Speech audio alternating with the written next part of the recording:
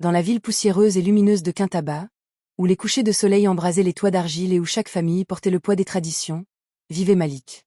On le connaissait comme un homme simple. Trop simple, même. Il marchait souvent seul, vêtu de tissus modestes, saluant respectueusement les anciens. Personne ne savait qu'il possédait des terres, des commerces, et une fortune qu'il cachait volontairement, préférant observer le cœur des gens plutôt que leur sourire intéressé. Et puis il y avait Aïssata. Aïssata, la fierté de sa famille. Belle comme la première pluie après la sécheresse, mais surtout ambitieuse.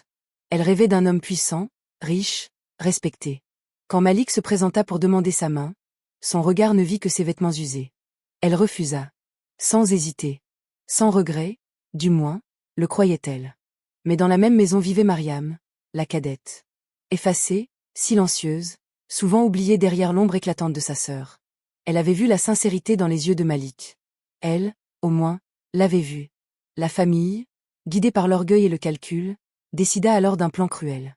Si Malik voulait entrer dans leur famille, ce serait autrement. On lui fit croire que le mariage arrangé était finalement accepté avec Aïssata. Mais le jour venu, sous les chants et les tambours, c'est Mariam qu'on lui donna. La nuit de noces fut lourde. La chambre était éclairée par une lampe à huile, projetant des ombres tremblantes sur les murs.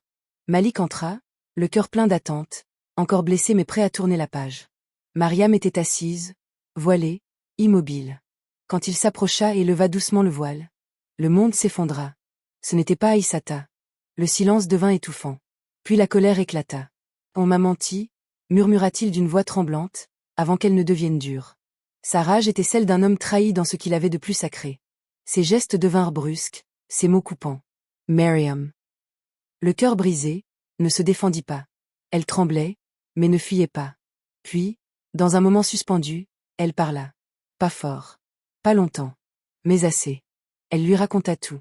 Qu'elle n'avait rien choisi. Qu'elle avait été donnée comme une ombre. Qu'elle aussi avait été trahie. Ces mots percèrent la colère de Malik comme une aiguille dans du tissu. Le silence revint.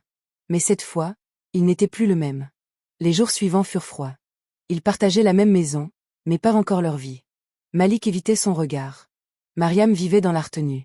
Puis un soir, alors que la pluie tombait doucement sur le toit, tout changea. Mariam glissa en apportant de l'eau. Malik la rattrapa instinctivement. Leurs regards se croisèrent. Proches. Trop proches. Pour la première fois, il ne vit pas l'erreur. Il vit une femme. Fragile, mais forte. Ce soir-là, leurs mains restèrent liées un peu plus longtemps que nécessaire. Puis vinrent d'autres moments. Des silences moins lourds. Des conversations hésitantes. Des regards qui s'attardaient. Leur proximité devint plus intime, plus douce. Quand Malik la touchait, ce n'était plus par colère, mais avec précaution, presque avec peur de la briser. Et Mariam, peu à peu, cessa d'avoir peur. Une nuit, dans cette même chambre autrefois remplie de tension, ils se rapprochèrent vraiment. Pas dans la violence, mais dans une lente redécouverte de l'autre. Des gestes timides, des souffles mêlés, une chaleur nouvelle qui naissait entre eux. Ce n'était pas parfait. Mais c'était vrai. Et c'est ainsi que leur amour commença. Quand Aïssata apprit la vérité sur Malik, son monde s'écroula. L'homme qu'elle avait rejeté était le plus riche de Kintaba. Le regret la rongea. Sa famille, paniquée, tenta de réparer l'irréparable. Ils cherchèrent à séparer Malik et Mariam, utilisant pression, manipulation, promesses. Mais cette fois, Mariam ne baissa pas les yeux. Et Malik choisit. Il choisit celle qu'il avait aimée sans condition. Les années passèrent. Leur maison devint un lieu de paix. Leur amour, un exemple. Quant à Aïssata, elle comprit trop tard que certaines décisions ne se corrigent pas. Question pour vous. Si vous étiez à la place de Malik, auriez-vous pu pardonner après une telle trahison? Dites-moi en commentaire. L'amour ne naît pas toujours là où on l'attend, mais il grandit là où on choisit de le construire.